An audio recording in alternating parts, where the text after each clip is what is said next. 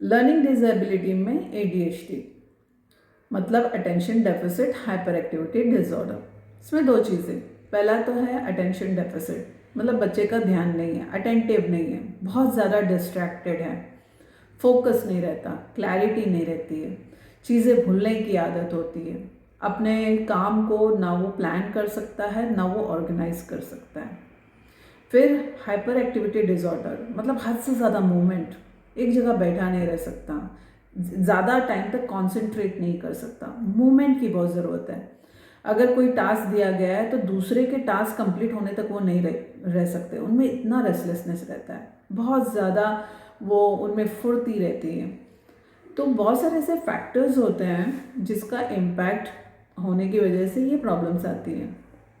कुछ तो neurological function की वजह से होता है, ब्रेन में कुछ बोलते हैं ना, वायरिंग थोड़ी इधर उधर हो जाती है, बट ये मेंटल डिसऑर्डर नहीं है। और एक ऐसा हो सकता है जेनेटिक है, अगर फैमिली में ऑलरेडी पहले किसी को था तो वो बच्चों में आ जाता है। देन तीसरा जो है वो इन्वायरमेंट।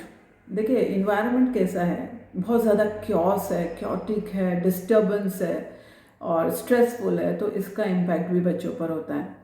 और कुछ फैक्टर्स रहते हैं जो हमारे अपने दिए हुए रहते हैं, जैसे बच्चा जब छोटा होता है तो पेरेंट्स अक्सर उनके हाथ में मोबाइल दे देते हैं या उनको टीवी चालू करके देते हैं और उस पर ज़्यादातर उनको दिखाते हैं कार्टून नेटवर्क। अब कार्टून नेटवर्क में अगर आप देखेंगे जो कैरेक्टर्स उसमें जो प्ले होते हैं वो बहुत यानी उनमें इतनी हाइपर एक्टिविटी रहती है, वो एक जगह पे कंसिस्टेंट नहीं रहते, बहुत ज़्यादा मूवमेंट होते हैं, तो कहीं ना कहीं वो बच्चों के बिहेवियर पर भी असर करता है। अगर एडल्ट्स में देखेंगे तो एडल्ट्स जिनको ADHD जो है तो उनको टाइम मैनेजमेंट में प्रॉब्लम आती है, उनको काम जहाँ पे करते हैं वहाँ पर भी प्रॉब्लम आ जाती है, वो रिलेशनशिप मेंटेन नहीं कर पाते हैं, उनमें वो ऑर्गेनाइज नहीं होते हैं। तो इन सब का जैसे इन सब चीज़ों के लिए भी कोचिंग मेंटरिंग बहुत ज़रूरी है, पर्सनल कोचिंग की बहुत ज़रूरी है, थेरेपिस्ट की बहुत ज़रूरी है। और मेडिटेशन, जैसे थेरेपीज में मेडिटेशन आता है, ब्रीदिंग आते हैं और बिहेवियर करेक्शन आता है, तो ये बहुत ज़्यादा इम्पॉर्टेंट हो जाता है। अगर आप इसके ऊपर अभी एक्ट नहीं करोगे तो ये आगे चल के बहुत ज़्यादा प्रॉब्लम करता है।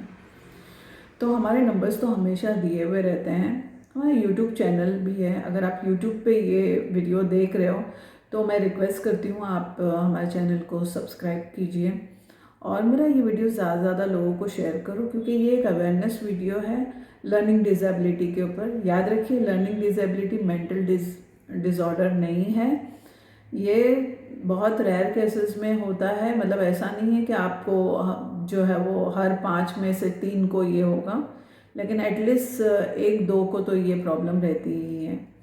तो ये वीडियो आप ज़्यादा से ज़्यादा लोगों को शेयर करो, डेफिनेटली किसी न किसी के ज़रूर काम आएगा। शुक्रिया।